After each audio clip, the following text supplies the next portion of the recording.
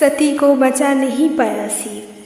सीता के सम्मान में प्रजा से कुछ नहीं कह पाए दशरथ पुत्र।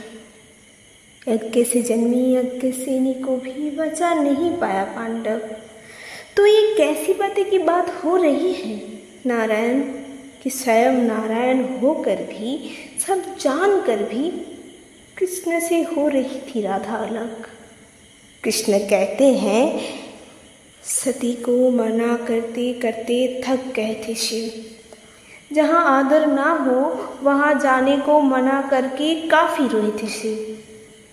अग्नि में जब समाई सती वो शिव ही थे जिन्होंने बरसों किया सती का इंतज़ार। तब जाके मिले सती को पार्वती का नाम। और राम और सीता स्वयं एक थे।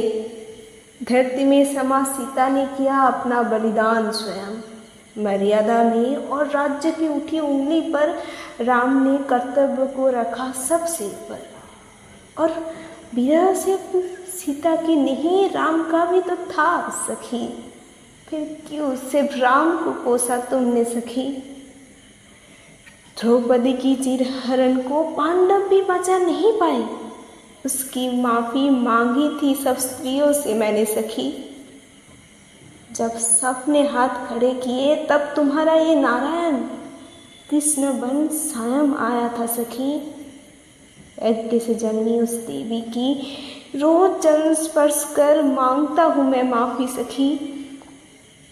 कि महाभारत की रचना ने बनाया उन्हीं केंद्र बिंदु सखी। राधा को क्यों तुम निशाना बनाते हो? क्यों उन्हें मेरी प्रेमिका के रूप में ही जान पाते हो? हाँ, सृष्टि को दिखाने के लिए विरह की लीला रची थी मैंने।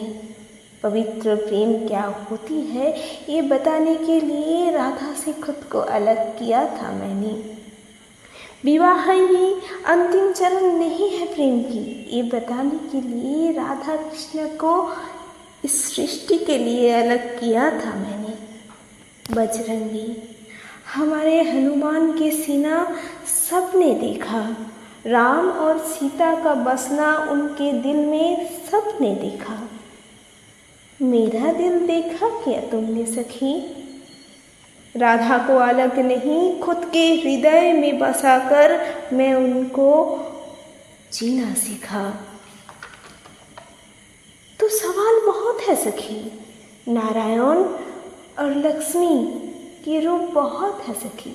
कभी असुर के विनाश के लिए वो देवी काली बनी, कभी लिया पुरुष का भेष भी, कभी कंस के लिए नारायण कृष्ण बनी, और कभी लिया स्त्री का भेष भी।